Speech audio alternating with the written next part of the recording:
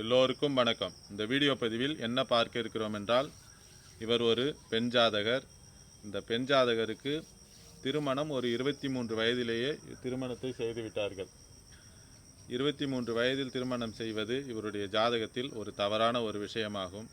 இவருக்கு ஒரு 27 வயதுக்கும் பிறகுதான் திருமணத்தை செய்ய வேண்டும், அல்லது 27 கூட கடக்கலாம். அவருடைய ஜாதக அமைப்பு அதுபோல் இருக்கிறது. ஒரு தாமதமாக திருமண அமைப்பு செய்தால் அவருக்கு நன்றாக இருக்கும். ஆனால் அவருக்கு அதை விட்டுவிட்டு 23 வயதிலேயே திருமணத்தை செய்து விட்டார்கள். அதுவும் கிரகங்களுடைய விளையாட்டு தான், அதனையும் ஒன்று செய்ய முடியாது.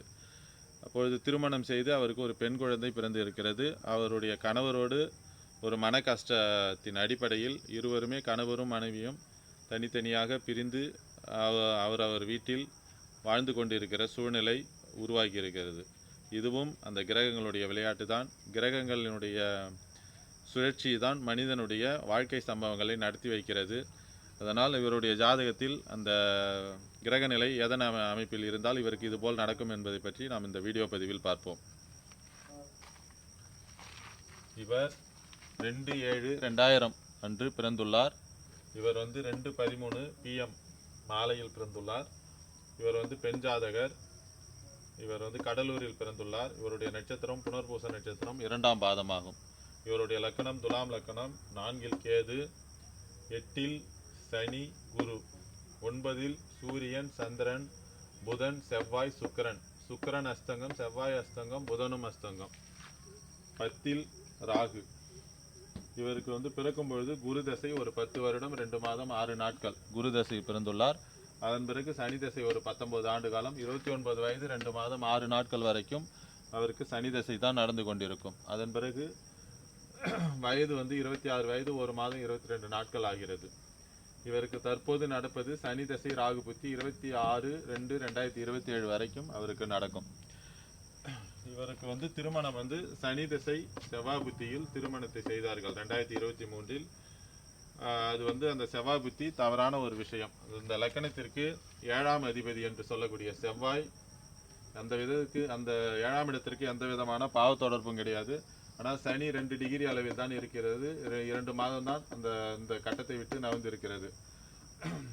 இந்த செவ்வாய் சூரியன் அமாவாசை சூரியனோடு சேர்ந்து அஸ்தங்க அமைப்பில் இருப்பது 7ஆம் அதிபதி. அதேபோல் குடும்பஸ்தானத்தின் அதிபதி 2ஆம் அதிபதி 2-7க்குரிய அதிபதி சூரியன் அமாவாசை அமைப்பில் இருப்பது அஸ்தங்கமாகி இருப்பது மிகவும் ஒரு தவறான ஒரு விஷயமாகும்.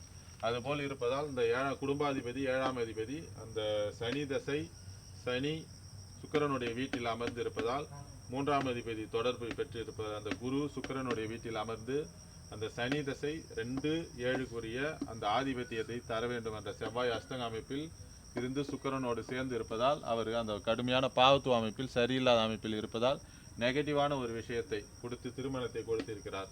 அதேபோல் அந்த செவ்வாய் புத்தி முடிந்த பிறகு இந்த சனியினுடைய 3ஆம் பார்வை ராகுக்கு விழுகிறது. குருவோடு சேர்ந்த சனி ராகுவோடு தொடர்பு கொண்டு 5ஆம் இடத்தின் அதிபதி அந்த சனி இந்த ராகு புத்தியில் ஒரு பெண் குழந்தையை கொடுத்திருக்கிறது.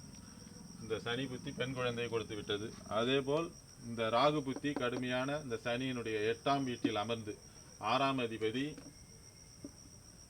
8ஆம் வீட்டில் அமர்ந்து குரு 6ஆம் அதிபதியான 8ஆம் வீட்டில் அமர்ந்து சனியோடு சேர்ந்து இந்த சனியினுடைய 3ஆம் பார்வை ராகுக்கு விழுகிறது. இந்த 6-8 தொடர்பை பெற்ற இந்த சனி ராகுவோடு சேர்ந்து ராகு பார்க்கும் கிரகத்தை அப்படியே கவர்ந்து செய்யக்கூடிய அமைப்பில் இந்த ராகு புத்தியில் அந்த மன கஷ்டத்தை கடுமையான கஷ்ட அமைப்பு ஓடிக்கொண்டிருக்கிறது. தனித்தனியாக இருவரும் கணவர் மனைவி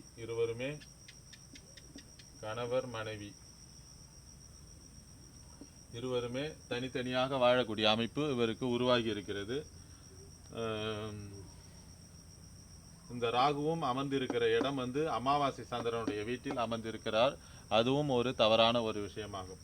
இதுபோல் அந்த நெகட்டிவான விஷயங்கள் ராசிக்கு 7ஆம் இடத்தை செவ்வாய் பார்க்கிறது. ராசிக்கு 7ஆம் அதிபதி சனியோடு சேர்ந்திருக்கிறது தவறு. ராசிக்கு 2இல் ராகு கேது அமர்ந்திருக்கிறது தவறு. லக்கணத்திற்கு 2ஆம் அதிபதி 7ஆம் அதிபதி சூரியனோடு சேர்ந்து அஸ்தங்க அமைப்பில் அமாவாசை தோஷத்தில் மாட்டிக்கொண்டிருப்பது மிகவும் தவறு. இதுபோல் எல்லாம் சரியில்லாத கிரக நிலை இருக்கும் பொழுது திருமணத்தை செய்வது மிகவும் தவறான ஒரு விஷயமாகும். இதுபோல் செய்து கணவன் மனைவி அவர்கள் பிரிந்து வாழக்கூடிய சூழ்நிலை சனி தசை ராகு புத்தி முடிகிறது. அடுத்து சனி தசை குரு புத்தி. குருவும் 6ஆம் அதிபதி 8இல் அமர்ந்து தசை நடத்தக்கூடிய அமைப்பு தான், அதுவும் சரியில்லாத அமைப்பாக இருக்கிறது.